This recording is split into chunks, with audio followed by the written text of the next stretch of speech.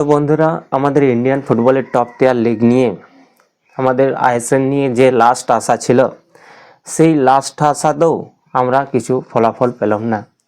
কালকের 20 তারিখে একটা মিটিং হওয়ার কথা ছিল, যেখানে আমরা জানতে পারবো ভেবেছিলাম যে কালকে 20 তারিখ গেছে, কালকে 20 তারিখে আমাদের জানতে পাওয়ার কথা ছিল যে আইএসএল কবে থেকে হবে।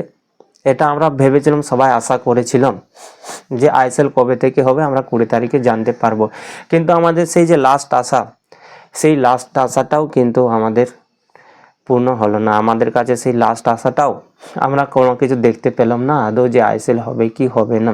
কিন্তু এরপরে আশা করাই যায় যে ধরেই নিতে হবে যে আইএসএল আর হবে না, আইএসএল আর হবেই না।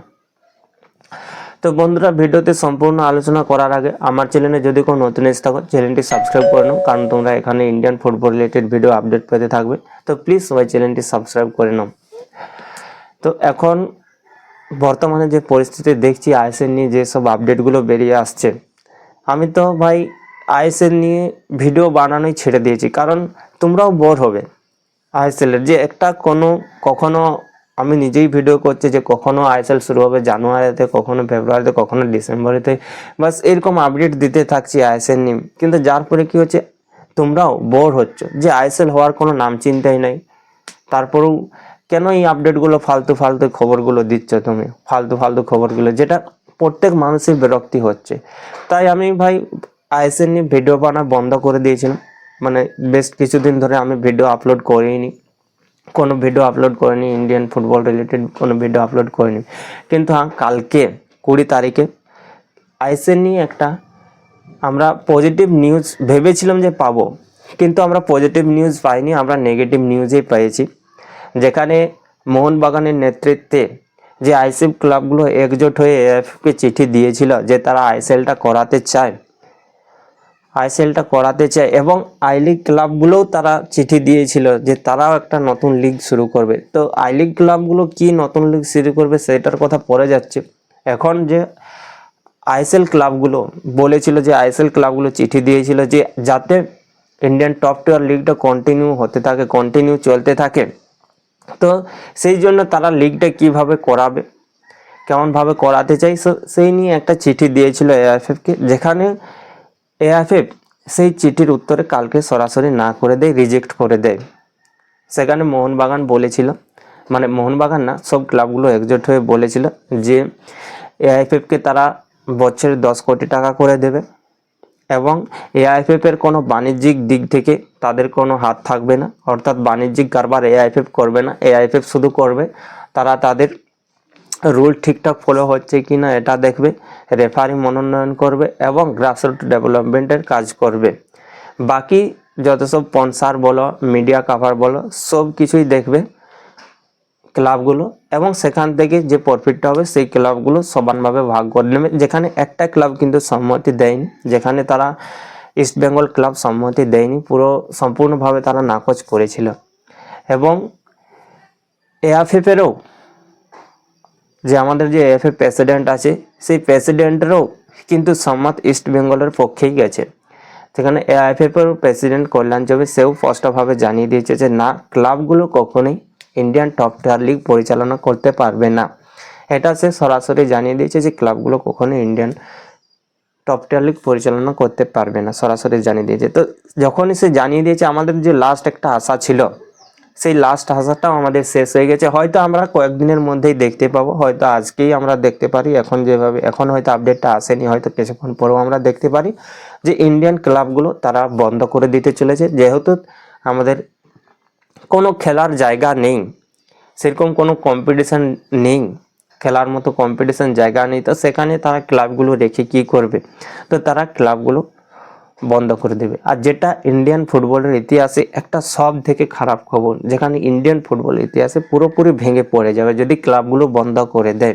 আর এটা হয়তো আমরা খুবই দেখতে পাবো। আর যেটা কল্যাণ চৌবে সব থেকে খারাপ কাজ করেছে, ঠিক আছে তুমি লং টাইম দেবে না, তুমি শর্ট টাইম দাও, তুমি অন্তত এই সিজনটা আইএসএলগুলো করাতে দিতে পারতে ক্লাবগুলোকে, পরের বছর তুমি নিয়ে নিতে পারতে, তুমি আরও পরিকল্পনা করে পর তুমি লিগটাকে কন্টিনিউ করার জন্য অন্যরকম কিছু নিয়ে আসতে, কিন্তু জাস্ট এই সিজনটা তুমি করাতে দিতে পারতে আইএসএল। সেক্ষেত্রে কি হতো, অন্তত ইন্ডিয়ান ফুটবলের টপ টিয়ার লিগটা কন্টিনিউ থাকতো, বন্ধ হয়ে যেত না, যেখানে কিন্তু অনেক প্লেয়াররা মোটিভেশন পাতো, অনেক প্লেয়ার উঠে আসতো আমাদের ইন্ডিয়াকে রিপ্রেজেন্ট করার জন্য উঠে আসতো।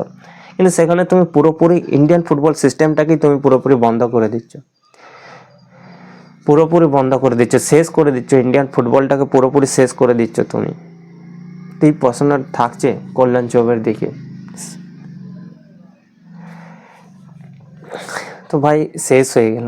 এরপর বলি যে আই লিগ ক্লাবগুলো কি এআইএফএফকে দিয়েছিল, যে তারা কিভাবে লিগ করতে চায়, আই লিগ ক্লাবগুলো কিভাবে দিয়েছিল না। আই লিগের 9টা ক্লাব, যেখানে বড় বড় 9টা ক্লাব, সেই 9টা ক্লাব একজোট হয়ে এআইএফএফকে চিঠি দিয়েছিল যে তারা একটা নতুন টপ টিয়ার লিগ শুরু করতে চায়, যে লিগটার নাম হবে আইএফপিএল, অর্থাৎ ইন্ডিয়ান ফুটবল প্রিমিয়ার লিগ নাম হবে, যেখানে 18টা দল খেলবে এই লিগে।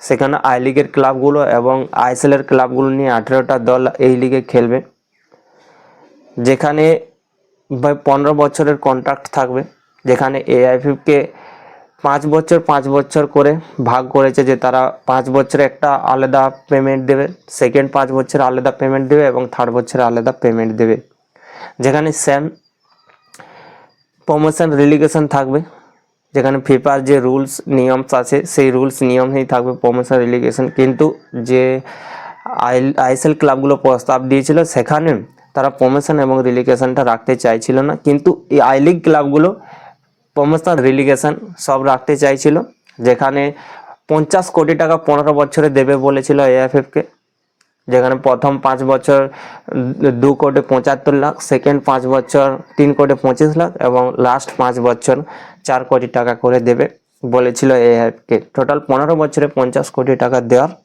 কথা বলেছিল, যে এআইএফকে চিঠি দিয়েছিল সেখানে বলেছিল, এবং বলেছিল যে এআইএফের কোনো বাণিজ্যিক দিক দিকে হাত থাকবে না, এআইএফের সেম দিক দিকে হাত থাকবে, যেখানে এআইএফ তারা শুধু দেখবে রুলস ঠিকঠাক ফলো হচ্ছে কি না, রেফারি মনোনয়ন করবে এবং গ্রাসরুট লেভেলের ডেভেলপমেন্ট করবে, যে সেম প্রস্তাবগুলো দিয়েছিল, যে প্রস্তাবগুলো কিন্তু আইএসএল ক্লাবগুলো দিয়েছিল। কিন্তু একটা বেটার প্রস্তাব দিয়েছিল আই লিগ ক্লাবগুলো, যেখানে প্রমোশন এবং রিলিগেশন থাকবে, কিন্তু আইএসএল ক্লাবগুলো এই প্রস্তাবটি দেয়নি।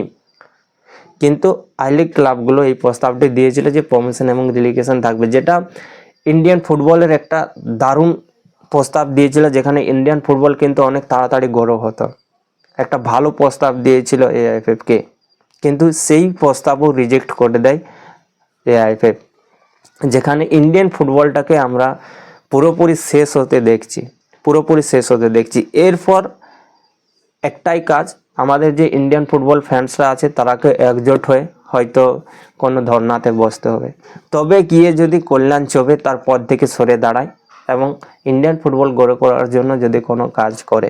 তার আগে আমাদের কোনো আশা নেই যে ইন্ডিয়ান ফুটবল কল্যাণ চৌবের হাত ধরে উন্নতি করবে, যদিও তার বেশি দিন আর নেই, খুবই কম দিন রয়েছে, তারপরেও কিন্তু যতদিন রয়েছে সে পুরোপুরি ইন্ডিয়ান ফুটবলটাকে শেষ করে দিয়ে যাচ্ছে, যেটা একটা খুবই খারাপ অবস্থা, খুবই খারাপ অবস্থা, ইন্ডিয়ান ফুটবলের খুবই খারাপ অবস্থা। তো বন্ধুরা তোমরা কমেন্টে অবশ্যই জানাও যে আই লিগ ক্লাবগুলো যে প্রস্তাবটা দিয়েছিল সেটা সব থেকে বেটার ছিল না আই লিগ আইএসএলের ক্লাবগুলো যে প্রস্তাবটা দিয়েছিল সেটা সব থেকে বেটার ছিল না দুটো যে লিগ আছে সেই দুটো লিগে যদি শুরু হয় সেটা তোমাদের সব থেকে ভালো হয়? তোমরা অবশ্যই কমেন্টে জানাও। আর ভিডিও ভালো লাগলে লাইক করো, বন্ধুদের সাথে শেয়ার করে দাও। তো দেখা হচ্ছে পরের ভিডিওতে, ততক্ষণ পর্যন্ত সবাই সুস্থ থাকো, ভালো থাকো, জয় হিন্দ।